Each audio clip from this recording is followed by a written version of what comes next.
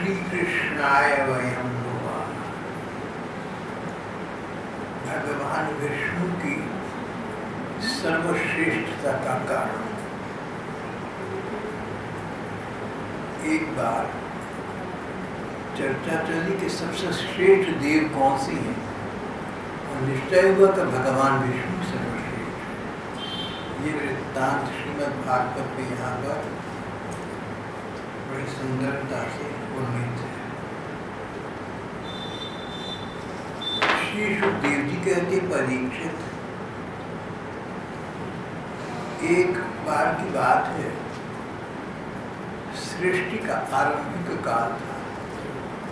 संसार का नया नया पुनर्गठन होकर चुका था। संसार नया तो कभी भी नहीं होता, कोई सृष्टि पहली सृष्टि नहीं होती।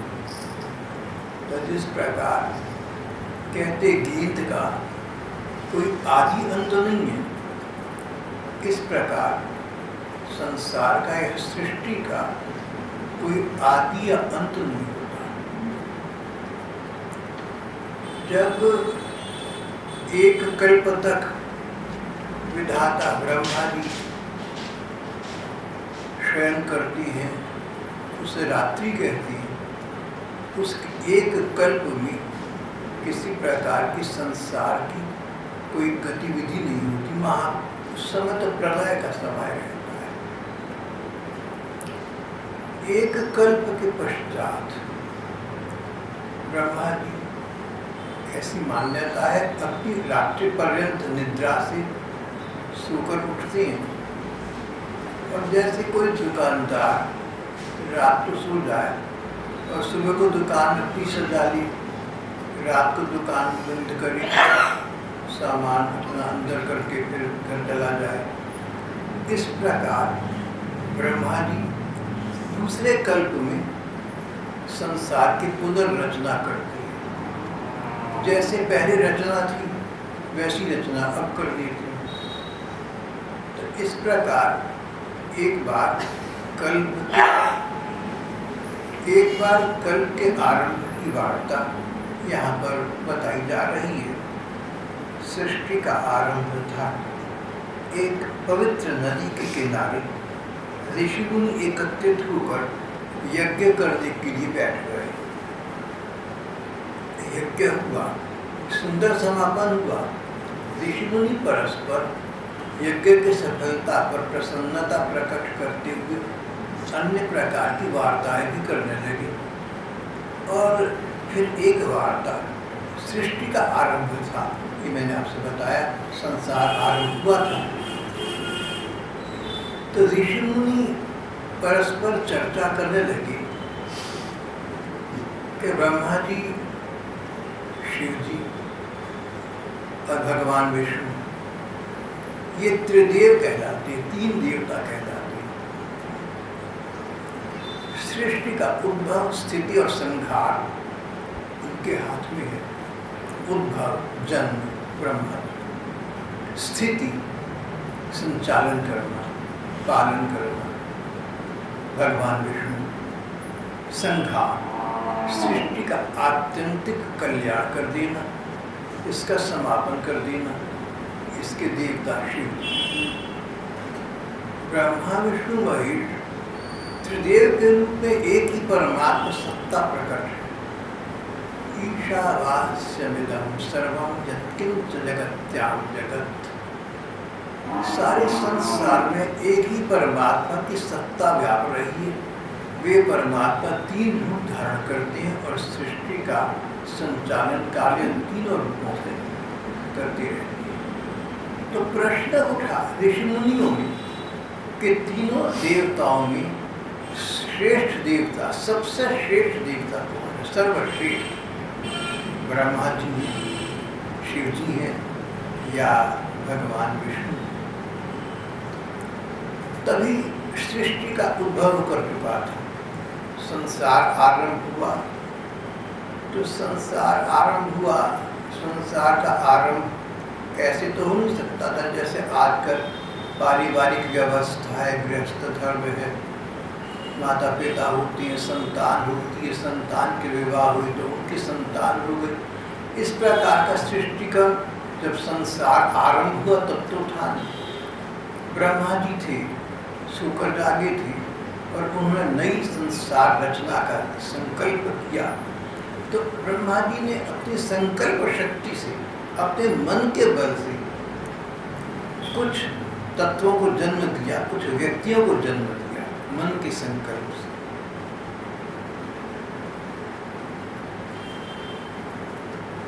ब्रह्मा जी का मनोबल, उनकी संकल्प शक्ति कितनी प्रबल होगी। उन्होंने किसी दूसरे का आश्रय नहीं लिया, किसी के साथ पति पत्नी का नाता नहीं बनाया, अकेले थे ब्रह्मा जी। भगवान की आज्ञा हुई, शेषशाही भगवान की आज्ञा हुई, ब्रह्मा सृष्टि संचालन का कार्य करो भैया। आज्ञा मिली, जिन्होंने आज्ञा दी है शक्ति संचार वही करेंगे। तुम्हारे मन में कोई सत संकल्प उठे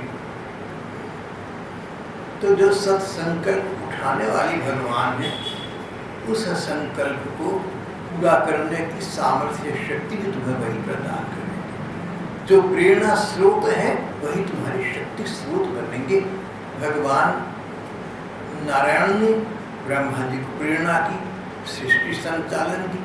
तो ब्रह्मा जी ने कहा भले ही मैं अकेला हूँ, लेकिन अगर भगवान नारायण ने मुझे एक कार्य करने को दिया है, सृष्टि का संचालन कार्य करने को कहा है, तो शक्ति संचार भी तो वही करेंगे। इसमें चिंता की क्या आवश्यकता है? चिंता न करना, चिंता से कुछ हल नहीं होता। ब्रह्मा जी ने उन्हीं भगवान का चिंतन किया, उन्हीं भगवान में उनका समाधि की अवस्था में जाकर, मतलब तन्मय होकर एकाग्र मन से भगवान का चिंतन किया। भगवान ने उन्हें संसार निर्माण की शक्ति प्रदान कर। अकेले अपने को कहीं न समझना, ऐसा कभी न समझना कि कहीं तुम अकेले हो। अकेला तो व्यक्ति हो सकता ही नहीं। जहाँ हम हैं, जहाँ कहीं कोई है, वहाँ भगवान की सत्ता तो होगी।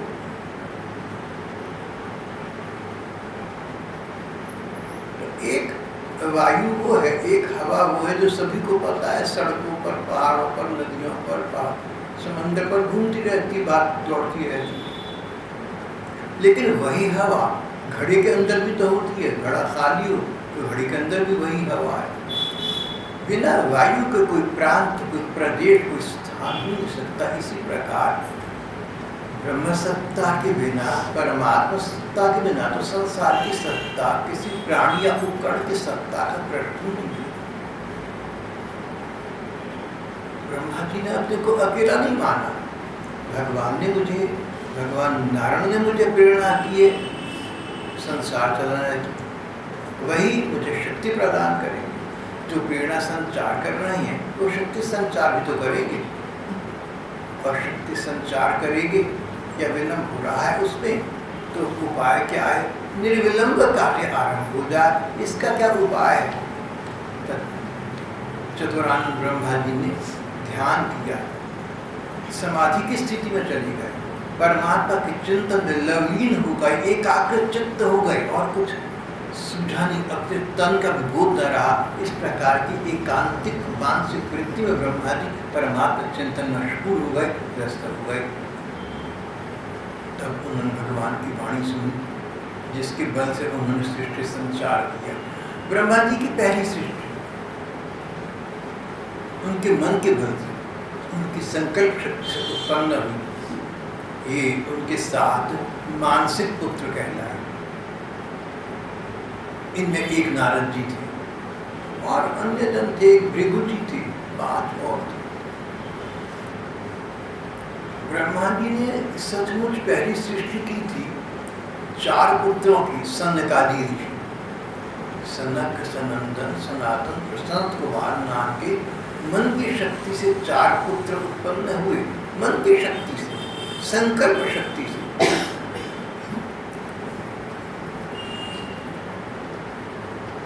जितना व्यक्ति महान है, मन के संकल्प से, मनोबल से उतने महान कार्य कर सकता है। तो तो ब्रह्मा जी ने ध्यान किया कि मेरे सामने मेरे पुत्र के रूप में 4 व्यक्ति उपस्थित हो जाए। आँख खोलकर देखा तो 4 व्यक्ति उपस्थित थे। सनक, सनंदन, सनातन, सनत कुमार। इनको सनकादि ऋषि कहते हैं। सनकादि ऋषि से ब्रह्मा जी ने कहा, देखो बच्चों, अब तुमने सृष्टि संचार का कार्य करना है। बोले, हमसे हमारी बस का ये रोग नहीं है। हम तो परमात्मा चिंतन करें कि घर गृहस्थी, व्यापार, परिवार हमारी वश का नहीं है और चलती बनी। फिर 7 संतानों को जन्म दिया, जिनमें एक नारद जी थे, एक भृगु ऋषि थे और 5 और थे, वशिष्ठ जी आदि। इस प्रकार प्रारंभिक सृष्टि ब्रह्मा जी के मन के संकल्प से हो रही थी।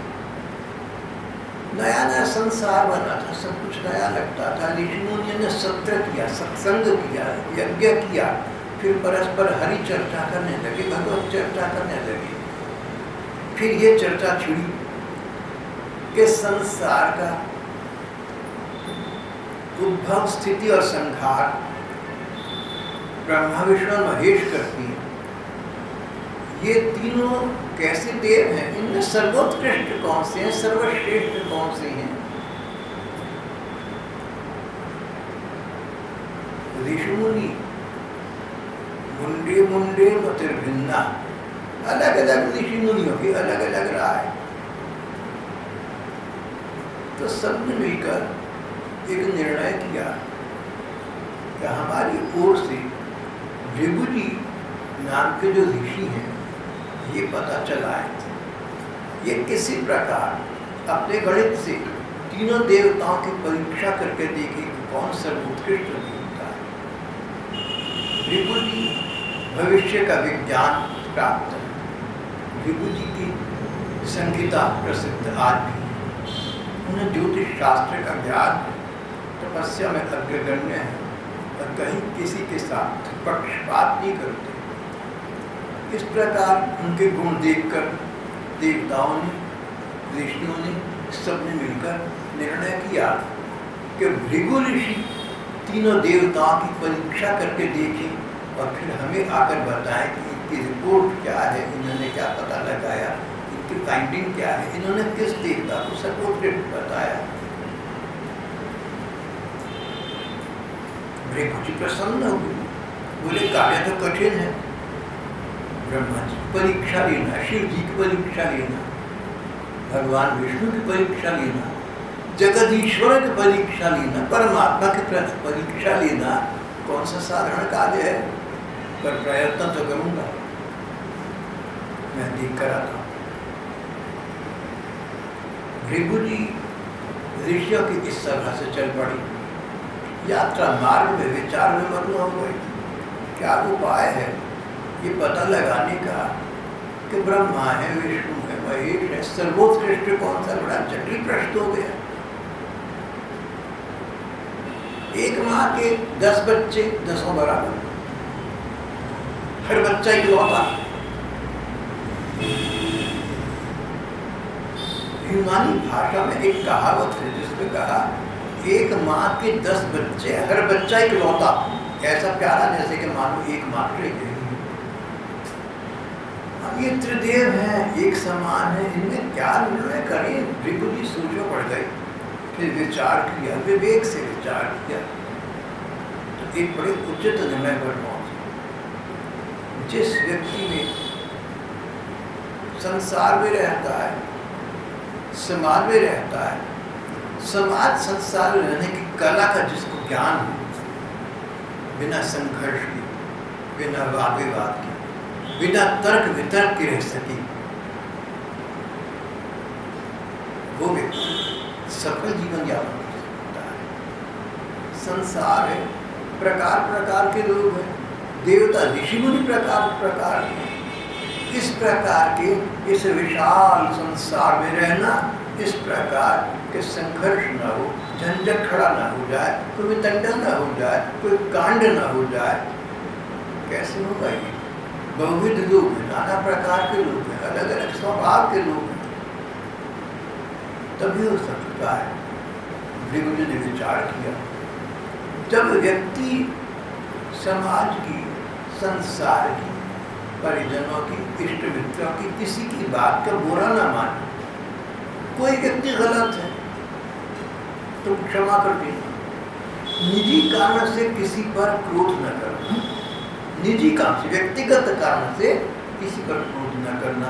कोई तुम्हारा अपमान कर दे, कोई तुम्हारी हानि कर दे, कोई तुम्हारी प्रतिष्ठा को आघात पहुंचा दे, अगर तब तुम शांत रह सको तो वातावरण शांत रहेगा, समाज शांत रहेगा। और तुम एक के बदले में दो सुनाओगे तो वो दो के बदले में चार सुनाएगा।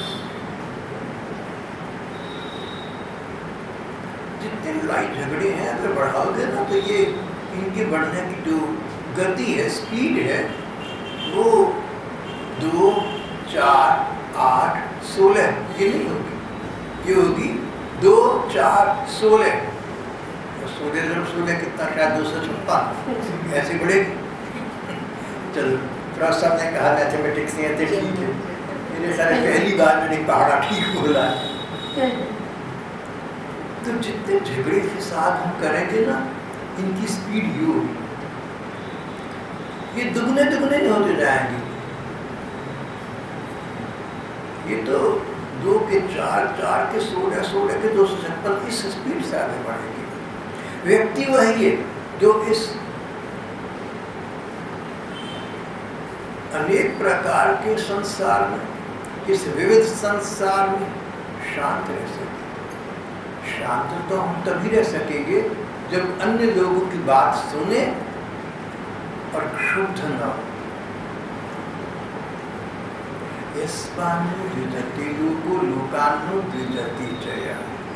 तुम किसी से परेशान मत होना, तुम किसी को परेशान मत करना। अब परेशान करने का, परेशान होने का सबसे बड़ा कारण संसार में क्या होता है? अपमान। अपनों के द्वारा किया गया अपमान सहन नहीं होता। अपनों के द्वारा, जिनको हम अपना मानते हैं, वो अपनेपन के स्थान पर हमारा अपमान करें, मन सहन नहीं कर पाते। और अपमान करें, अपनों के सामने करें, अपने अपमान करें और अपनों के सामने। पत्नी पति का अपमान रिश्तेदारों के सामने करें, या पतिदेव पत्नी का अपमान सबके बीच में करें, बड़ी विकट स्थिति बनती है, बड़ा कठिन है इसको सहन करना। जो व्यक्ति अपमान को सहन कर सकता है वो संसार में सफल जीवन यापन कर सकता है और सभी लोगों को सफलता के पथ पर अग्रगामी कर सकता है। ऐसा निर्णय कदाचित ऋषि प्रवर श्री भृगु जी ने मन ही मन किया। सोचा अब मैं इन त्रिदेवों के पास जाऊंगा, इनका सबके सामने अपमान करके देखूंगा क्या कहते क्या करते हैं। अगर इनसे वार्ता करूंगा, बात करूंगा, तो बातचीत तो उपदेश बहुत लोग दे देते हैं, अच्छी अच्छी बातों को उपदेश देते हैं। ये कहना कि देखो तुम्हारा कोई अपमान करे ना, शांत रहना, कितना आसान। लेकिन कोई सचमुच अपमान करे तब हम शांत रह सके, कितना कठिन है। Action speaks stronger than words. Conduct speaks stronger than words. तुम्हारा आचरण तुम्हारे शब्दों से अधिक प्रभाव डालता है सब लोगों पर। महर्षि भृगु ने मन बना लिया, तीनों का अपमान करके देखूंगा, मैं सबका अपना हूं। अपने के द्वारा इनका अपमान हो और इनके अपमान अपनों के बीच में, सबके बीच में हो, तब इन तीनों की प्रतिक्रिया क्या होगी? क्या तीनों की एक ही होगी या अलग अलग होगी? चलो देखता हूं। इस प्रकार विचार करने के पश्चात प्रवर श्री भृगु जी सबसे पहले सृष्टि का आरंभ हुआ था ब्रह्मा जी के पास पहुंचे। जब संसार आरंभ हुआ तो ब्रह्मा जी की मानसिक सृष्टि से आरंभ हुआ था, ऐसा हमारे धर्म ग्रंथ श्रीमद् भागवत इत्यादि बताता है। तो पहली सृष्टि में भृगु जी भी सम्मिलित थे। इस दृष्टि से भृगु जी ब्रह्मा जी के बेटे हैं, मानसिक पुत्र, और नारद जी भी भगवान के मानसिक पुत्र हैं। ग्रंथों में कहा है कि शिव जी भी भगवान ब्रह्मा जी के मानसिक पुत्र हैं। इस कल्प के आरंभ में जब सृष्टि का आरंभ हुआ तो शिव जी का प्राकट्य ब्रह्मा जी के अंश से हुआ था। तो ब्रह्मा जी पिता हो गए, इस दृष्टि से ब्रह्मा जी पिता हो गए। भृगु, शिव जी, नारद जी इत्यादि उनके बेटे हो गए, आपस में भाई भाई हो गए। यहाँ पर एक बात कहती ठीक रहेगी, हर कल्प में अपने अपने प्रकार से नाटक होता है। किसी कल्प में एक तो पिता बन गया, 7 पुत्र बन गए। किसी दूसरे कल्प में उन 7 में से कोई एक जना अध्यक्ष बन गया, पिता बन गया, और जो पहले पिता बना था अब वो 7 में एक पुत्र शामिल हो गया। हर कल्प में इस प्रकार सृष्टि में परिवर्तन आते रहते हैं, जैसे नाटक की लीलाओं में आते हैं। तो इस कल्प के हिसाब से ब्रह्मा जी पिता हो गए, शिव जी, नारद जी, भृगु ऋषि भाई भाई हो गए। भृगु जी ने सोचा कि सबसे पहले अपने पिता ब्रह्मा जी के पास ही जाऊं, देखो पिताजी ब्रह्मा जी, पिता ब्रह्मा जी क्या कहते हैं।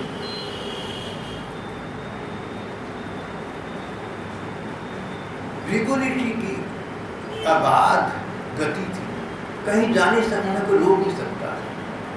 ब्रह्मलोक में पहुंच, ब्रह्मा जी के लोक में पहुंच। ब्रह्मलोक या सत्यलोक एक ही बात। भृगु जी ब्रह्मलोक पहुंचे, सत्यलोक पहुंचे, वहां पर सभा सज रही थी। श्री ब्रह्मा जी उच्च आसन पर विराजमान थे, उनके सामने देवता और ऋषि मुनि बैठे। बड़ा आना जाना चल रहा था। अरे संसार के संचालन का कार्य करोगे, कोई उत्सव मनाओगे, कोई पर्व मनाओगे, उसमें कितना आवागमन होता है, कितना प्रबंध करना पड़ता है भैया। और ये तो बहुत सबसे बड़ा उत्सव था, संसार का निर्माण करना है। एक राधाष्टमी का आयोजन करें, एक कृष्णाष्टमी का आयोजन करें, उसमें कितना करना पड़ता है, करने वालों से पूछिए वो बताएं। और ये तो सारी संसार का सृष्टि का उद्भव का ब्रह्मा जी इसके लिए दायित्व पूछे। भृगु ऋषि ने देखा कि ब्रह्मा जी एक उच्च आसन पर विराजमान है, देवता ऋषि मुनि आ रहे हैं, जा रहे हैं, बड़ा भारी आयोजन हो रहा है, सबके चेहरे खिले हुए हैं। अब जो लोग आ रहे थे, ऋषि मुनि और देवता, आते ब्रह्मा जी के पास पहुंचते, माथा टेकाकर उन्हें प्रणाम करते, करबद्ध नस्तक करबद्ध नतमस्तक अंजलिबद्ध नमन करते। फिर ब्रह्मा जी अध्यक्ष की भांति संकेत करते, इशारा करते कि इधर बैठ जाओ। ब्रह्मा जी के आज्ञा पाकर के आसन में विराजमान। इस समय हमारे ऋषि भृगु जी ब्रह्मा जी के पास पहुंचे। सब लोग ब्रह्मा जी को पहुंचकर प्रणाम कर रहे थे, इन्होंने कुछ नहीं किया। ना तो ब्रह्मा जी को प्रणाम करा, न नतमस्तक किया, ना उनको नमन किया, ना नॉड किया, कुछ भी नहीं किया। और ब्रह्मा जी के आसन पर जाकर उनके आसन पर बराबरी के दर्जे पर बैठ गए आराम से। और सबको ऐसे देखने लगे मानो ब्रह्मा जी के बराबर के। सबको विचित्र लगा। ब्रह्मा जी ने मन में सोचा कि मेरा पुत्र है, मेरी सृष्टि से उत्पन्न है, मैंने इसको उत्पन्न किया। सब लोग मुझे प्रणाम नमस्कार करके मेरे इंगत पर आसन ग्रहण कर रहे हैं, इसको इतना शिष्टाचार बड़ा का आदर करना चाहता, बड़ा बुरा लगा, बड़ा गुस्सा आया। फिर विवेक से विचार किया,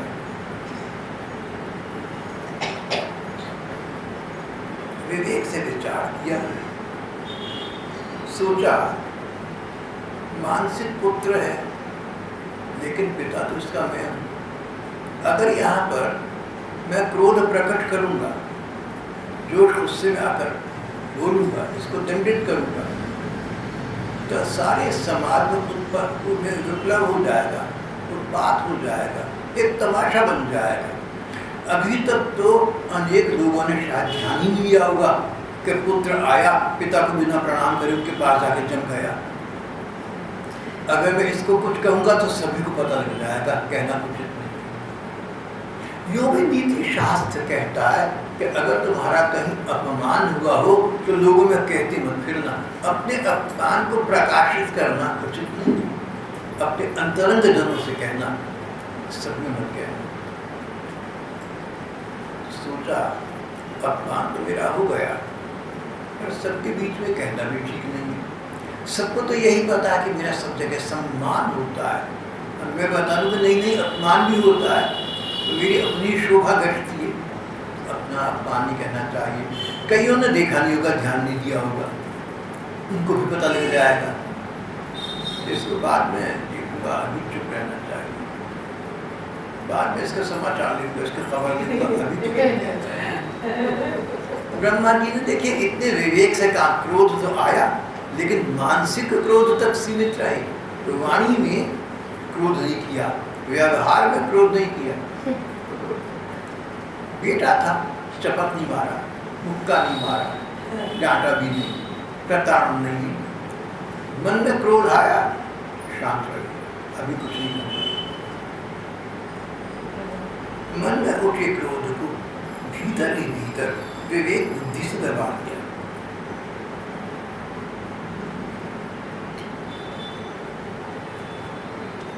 भृगु जी ने सोचा, भृगु जी त्रिकालज्ञ हैं, सब समझ गए।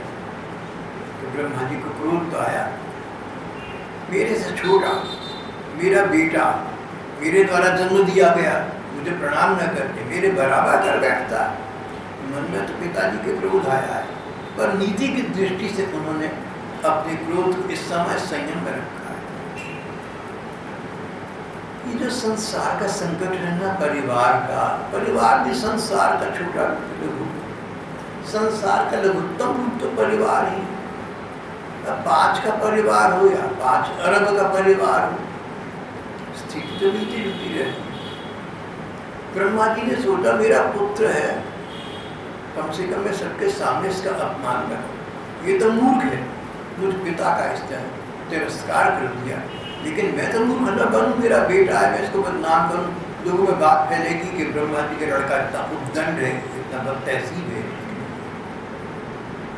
क्योंकि ब्रह्मा जी ने वे विचार से काम किया, क्रोध को मन में ही सीमित रखा, बाहर कोई कांड खड़ा नहीं किया, कोई उत्पात नहीं किया, तमाशा नहीं किया, जग हंसाई नहीं करी। लेकिन ब्रह्मा जी के अंदर लौकिकता जाग गई। संसार का निर्माण करते हैं ना, जैसा तुम करोगे वैसा तुम्हारा मन बनेगा।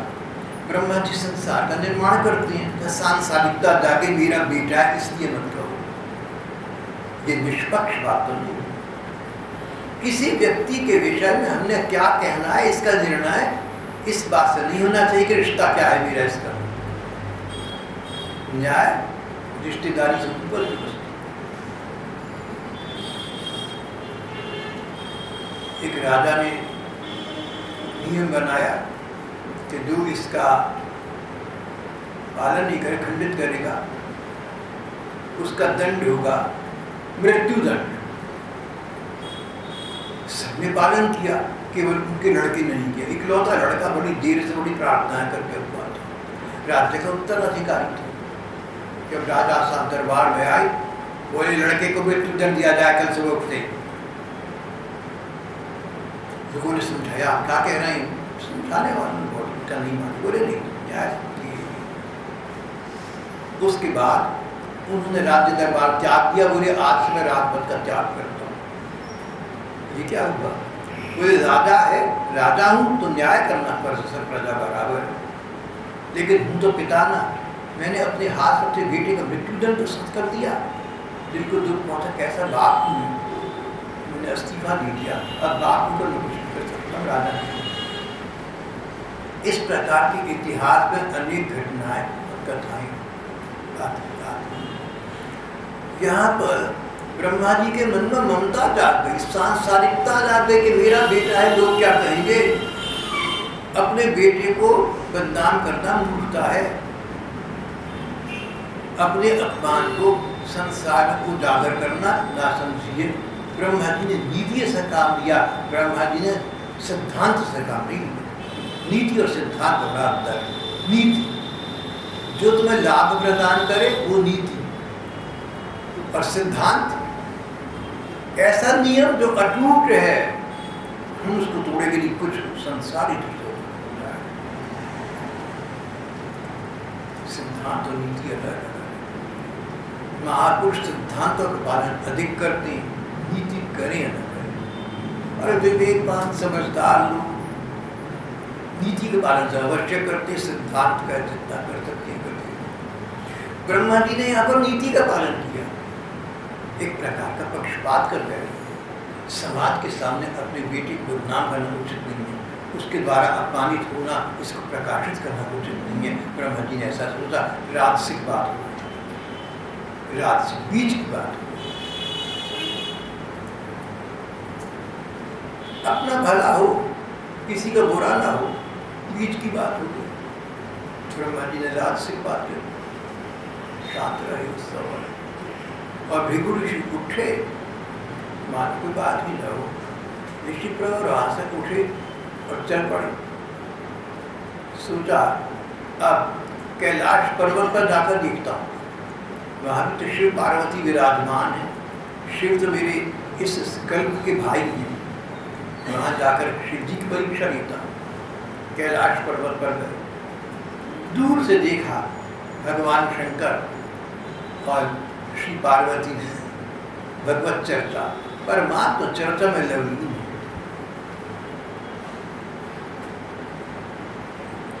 लेकिन शिव जी ने देखा कि मेरा भाई भृगु आया है,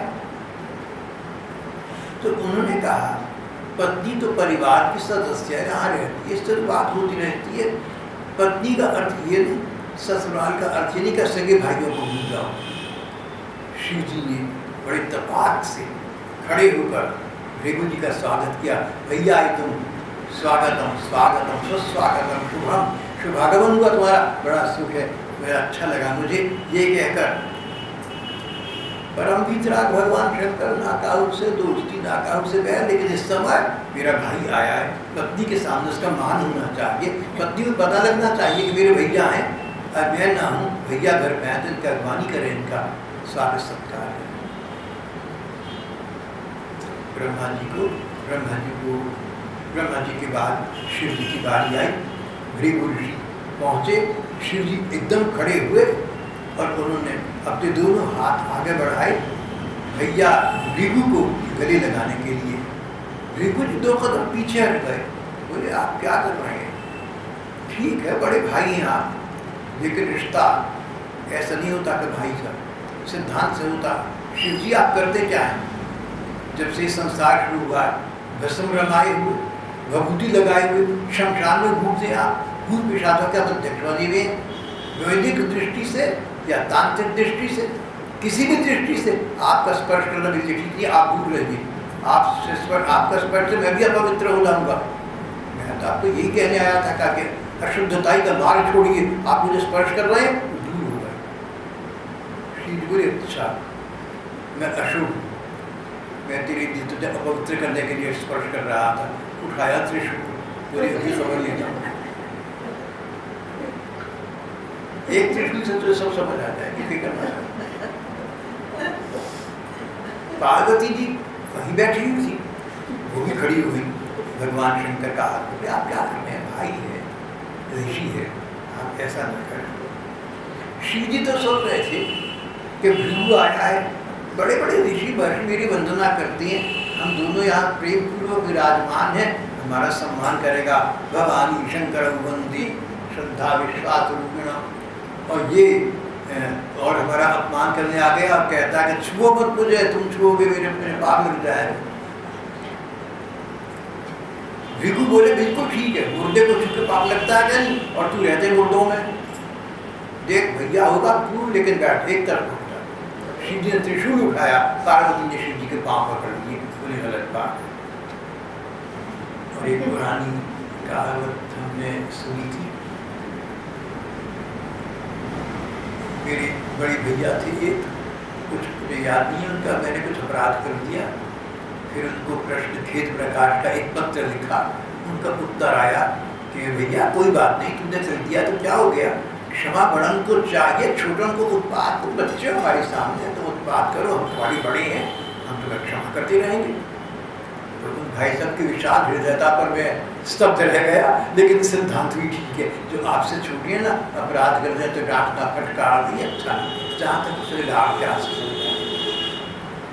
क्षमा बड़न को चाहिए, छोटन को उत्पात। पार्वती जगत माता कहने लगी कि आपका छोटा भाई है, बेटे के बराबर ही उत्पात करे, आप इसको क्षमापूर्वक स्वीकार कर दे, इसमें क्या जाता है। भगवती सती ने, पार्वती ने उस समय उनका नाम सती था, भगवती सती ने उनके चरणों पर देकर बहुत अनुनय विनय की और किसी प्रकार उनका क्रोध शांत किया।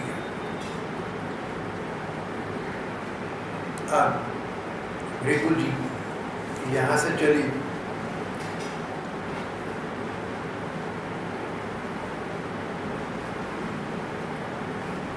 सोचा अब भगवान विष्णु के स्थान पर कैलाश से निकलकर ब्रह्मलोक से कैलाश पर्वत पर आया, कैलाश से अब वैकुंठ जाता, भगवान विष्णु के धाम में जाता। वैकुंठ जो कभी कुंठित नहीं होता, महाप्रलय हो जाए तो भी वैकुंठ बना रहता है, उसका क्षय नहीं होता। अच्छा, अब वैकुंठ जाता, वहाँ जाकर देखता हूँ भगवान विष्णु क्या कर रहे हैं, उनकी परीक्षा। भगवान विष्णु को देखा, प्रीतिपूर्वक लक्ष्मी जी की गोद में अपना सिर रखकर लेटे हुए हैं, दोनों प्रीतिपूर्वक शयन कर रही हैं। भगवान विष्णु लक्ष्मी जी गोद में पांव रखे, लक्ष्मी जी पांव पर उड़ रही थी, दोनों एक दूसरे को प्रीतिपूर्वक देख रहे थे। बड़ा रोमांच चल गया था।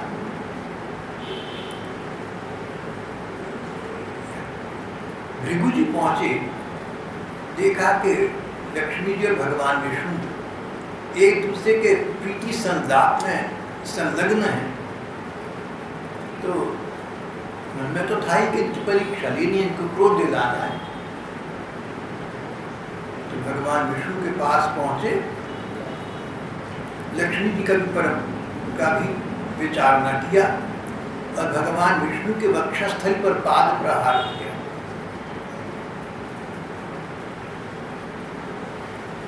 यहाँ पर लिखा हुआ, भृगु ने जाकर उनके वक्षस्थल पर एक लात कसकर जवाब, चरण प्रहार किया। भगवान विष्णु लक्ष्मी जी के साथ उठ गए, लक्ष्मी जी एकदम उठ गई, भगवान विष्णु एकदम उठ गए, झटपट अपने शरीर से नीचे उतरे, मुनि को सिर झुकाया, प्रणाम किया। बोले ब्रह्मन आपका स्वागत है, आप भली पधारी, अजानता मागधान। भगवान मुझे पता नहीं था कि आप आ रहे हैं, नहीं तो मैं द्वार पर आपकी अगवानी कर लिए जाता, आपका स्वागत करता। पर जो भी हो, पता ना होना, ignorance of law is no excuse.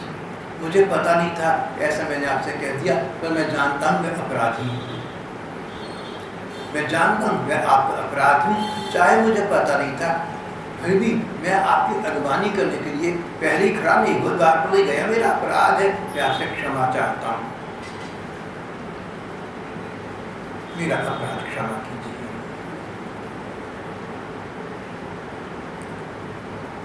ये कहकर मर्दयन स्वेन पाणिना, अपने हाथों में तपस्वी ऋषि के पांव लेकर सहलाने लगे। पूरे ऋषिवर कहा था कि चरण कमल कोमल, ऋषि मुनि तो तपस्या करते हैं, जंगलों में घूमते हैं, उनके पांव तो खुरदुरे रहते हैं, मिट्टी गर्दा कीचड़ सब लगी रहती है, जैसे कहते बीमारियां पड़ी रहती हैं, तो उनके पांव तो कठोर हो ही जाती है। भगवान विष्णु ने उल्टी बात करी, बोले ऋषिवर आपके कोमल चरण कमल और मेरे वक्षस्थल, मेरी चेस्ट पत्थर जैसी, मुझे बहुत दुख है, आपके कोमल चरण को मेरी कठोर अक्षर से चोट पहुंची, मेरे कारण से आपको चोट लगी, मैं क्या कहूँगा, शर्मिंदा हूँ। आपके चरण कमल अत्यंत कोमल है, कहकर भृगु जी के चरणों को भगवान अपने हाथों से सहलाने लगे। अब भृगु जी कुछ कह न सके, ऐसी स्थिति आ गई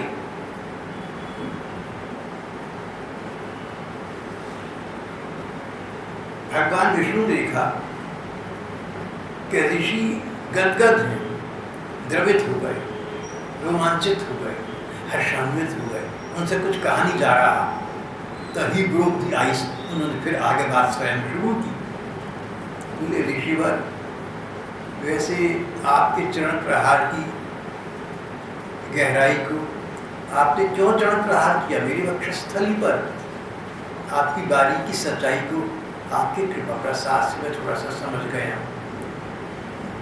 भगवान विष्णु के हृदय में लक्ष्मी जी का स्थान, लक्ष्मी जी धन की देवी है, धन चंचल है, आज यहाँ कल वहाँ, इट चेंजेस हैंड्स। भगवान बोले कि लक्ष्मी का मेरे हृदय में वास है, लक्ष्मी चंचल है। तो आपने चरण प्रहार इसलिए किया कि आप संत जन लक्ष्मी का, रुपए पैसे का कोई महत्व नहीं करते। संत जनों की दृष्टि में लक्ष्मी का, रुपए पैसे का, धन संपत्ति कोई अर्थ ही नहीं है। आप तो उसको चरण प्रहार से दूर कर देते हैं। और इधर वक्षस्थली पर आपका चरण पड़ा, आपके चरण चिन्ह मेरे अंकित हो गए वक्षस्थली पर। अब लक्ष्मी ने देखा कि संत चरण में स्थापित है, ये स्थान को छोड़कर नहीं जाएंगी। लक्ष्मी जी की संत महिमा जानती है, तो लक्ष्मी जी अब मेरे हृदय में स्थायी स्तर पर निवास करेंगी। अब मैं इनका स्थायी आश्रय स्थान बन गया। आज मैं लक्ष्मी का एकमात्र आश्रय हो गया। आपके चरणों से चिन्हित वक्षस्थल पर लक्ष्मी जी सदा सर्वदा निवास करेंगी। ये कहकर भगवान विष्णु मुस्कुरा दिए और उनके पाप से हटा दिए। मुस्कुरा दिए। किसी को प्रसन्न करने के लिए कुछ कहना पड़ जाए, किसी को हानि ना हो, ऐसी कोई बात कहनी पड़ जाए तो कोई बात नहीं। बोले लक्ष्मी ये चंचल है, अब मेरे चरण, अब आपके चरण मेरे वक्षस्थल पर स्थापित हो गए, तो संत चरणों का महत्व जानती है, यहाँ से जाएगी। आपने अच्छा किया, अब मेरी लक्ष्मी मेरे पास रहेगी नहीं, पता नहीं कहाँ बाहर चंचल कहलाता है। ये कहकर मुस्कुरा दिए। बात मजाक पर हाथ में समाप्त हो गई। देखो तुम्हारे साथ कोई ऐसी बात कर देना, हो सके तो मुस्कुरा कर टाल देना, हंसकर टाल देना, वहाँ पर सफाई मत पेश करने लगना, अपने तर्क में मत आर्गुमेंट, अपने तर्क में युक्ति मत देने लगना, तो बात बढ़ती जाएगी और तुम्हारी अप्रियता साफ बढ़ेगी। जहाँ तक हो सके, जहाँ तक हो सके घर में या घर के बाहर कोई इस प्रकार की बात कर दी, युक्ति विहीन बात कर दी, मुस्कुरा कर बात को टाल देना, अगर हो सके तो हंसकर बात को खत्म कर देना। भृगु जी इतना सुनकर तृप्त हो गए, गला भराया, आंखों में आंसू छलक आए, चुप हो गए। फिर अपनी यज्ञ स्थली पर वापस आए। ऋषि मुनियों को सारा वृत्तांत कैसे सुना दिया। बोले ऋषि मुनियों से कहा कि महात्माओं, मैं जो कुछ घटित हुआ सो आपको अक्षरशः कैसे सुनाता हूँ, निर्णय आप स्वयं कर ले। और पूरी बात यथावत सुना दी। ऋषि मुनियों ने कहा फिर तो भगवान श्री विष्णु की श्रेष्ठता सर्वोच्च स्थापित हो ही जाती है। व्यक्ति महान होता है अपमान सहन करने की शक्ति से, क्षमा से, दूसरा का अभिमान रखने से। भृगु ऋषि ने नाटक किया था भगवान विष्णु का अपमान करने का। भगवान ने बदले में उनका सम्मान किया, अपने अपमान की बात नहीं की, उनका सम्मान किया। अमाने ना मान दिए, अपने आप सम्मान मत चाहे, लेकिन दूसरों को सम्मान सदा करना।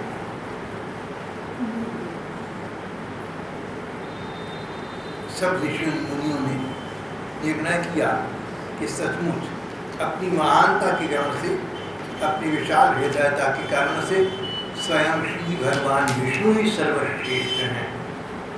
तो इसीलिए ये इनको 3 विभाग उचित दिए गए। शिव जी को तमोगुण का देवता कहा गया।